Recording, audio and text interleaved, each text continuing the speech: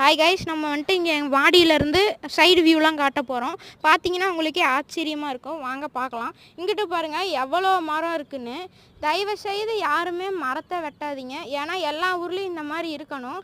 மரத்தை save the trees and save the rain அந்த மாதிரி டாப்பிக்கில் வந்துட்டு நாங்கள் பேசுகிறோம். அதனால் இந்த பக்கம் அப்படியே இந்த பக்கம் திரும்பினீங்கன்னா அங்கே ஒரு வீடு இருக்குது. அது வந்துட்டு கவர்மெண்ட் கட்டின வீடு.